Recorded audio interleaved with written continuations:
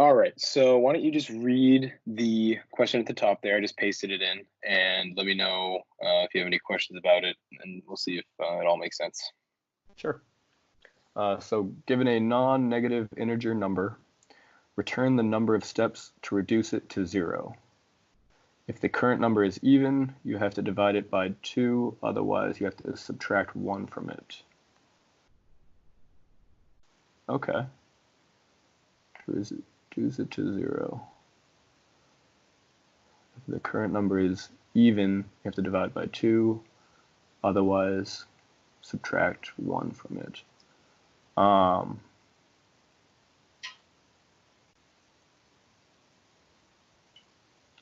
Okay. So I guess my initial thought would be just, to create some function, take in that number, and then just, apply the rules that you've set out, dividing by 2 the whole time, and then just have some counter that counts it. I think that would be my first approach at this. Okay, yeah.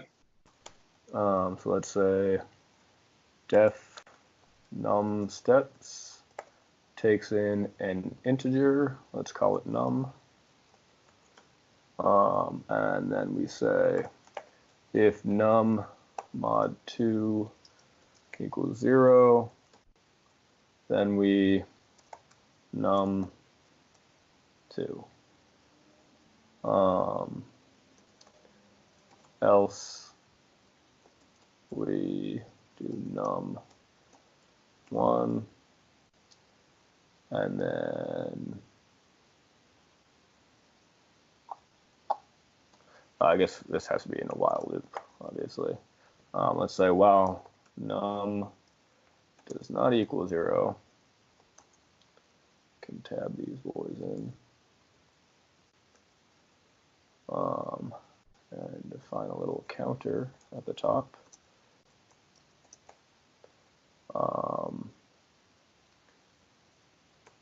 And outside of the if and else, we do count plus equals 1. Yep. And then just return count, I guess.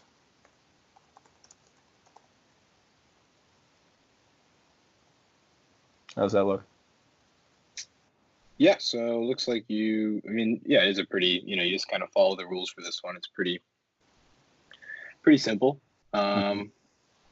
The only thing is just Python stuff, the parentheses and stuff. That's not a big deal. Right. I guess you don't need that. Yeah, it's all good. Yeah, so I think the only thing that might hurt you, depending on the Python version, is right here. So where are you highlighting? Sorry, line 8. The divide equals 2. Oh, okay. Yeah, so, I guess that's a little bulky.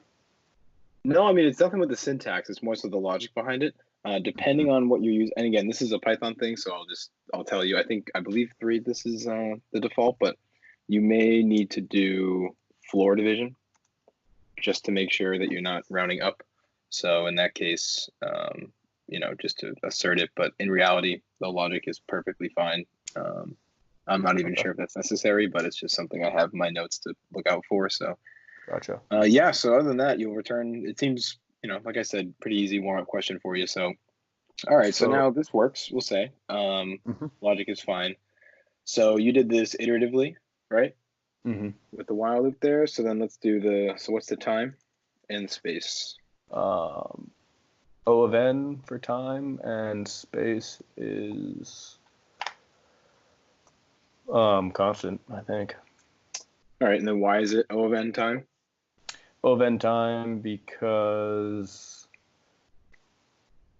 oh no, sorry, that's my mistake. That's O of log n, because you're log n. Well,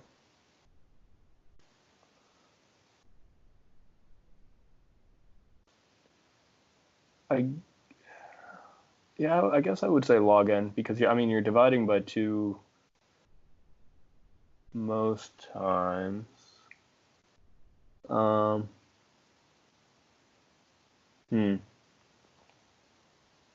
Yeah, I guess I'm not really sure on this one. So let's just see. So you basically have two options, right?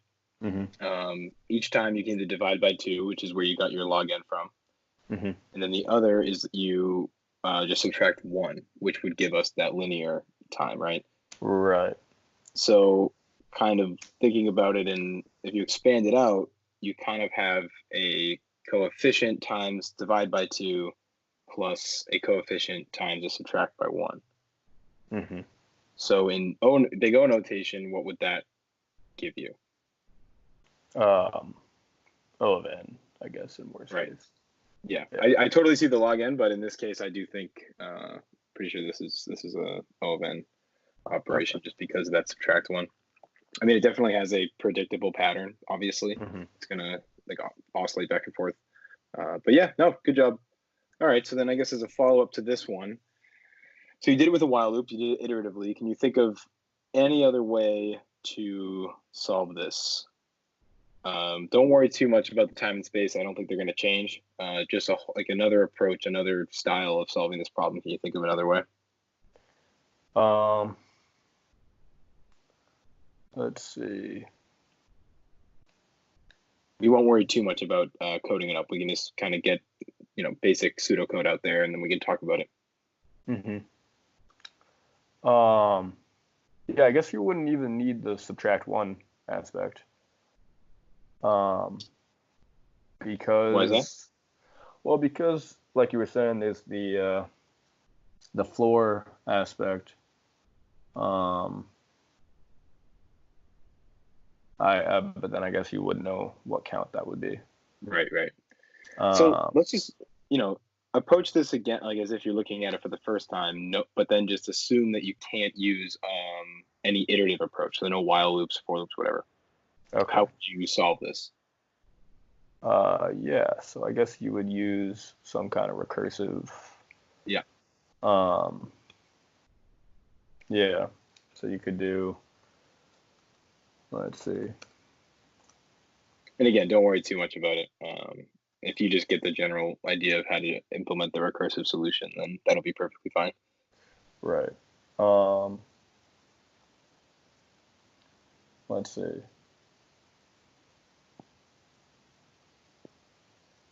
You would.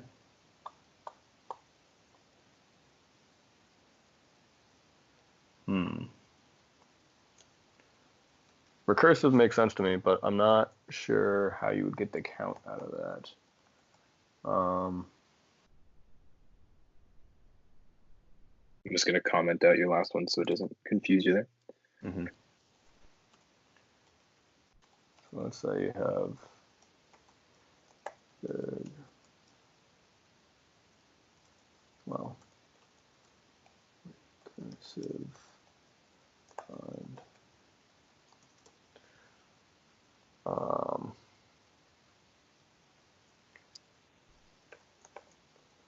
If divisible by 2,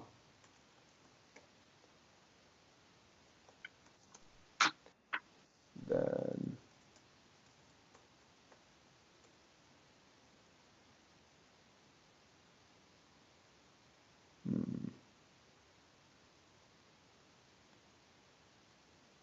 So you're worried about keeping the count, right? yeah. So you could write a helper function to do the recursion for you. Mm-hmm. And then you could just keep the count as within the big recursive find.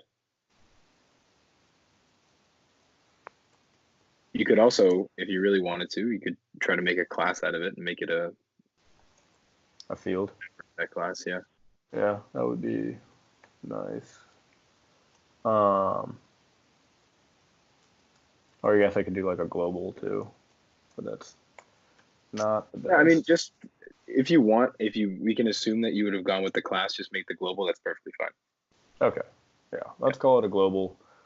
Global count equals 0. Again, I'm not too worried about the actual code. I just want to see if the way that the helper and the main function kind of communicate is right. Mm-hmm. Then I guess we do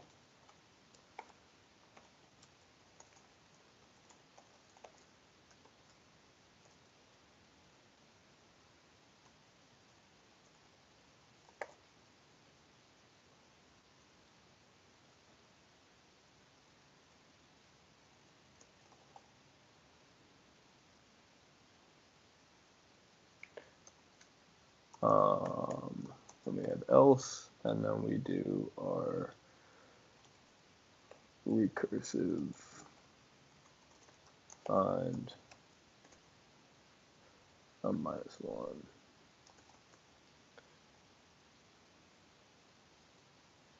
Yeah.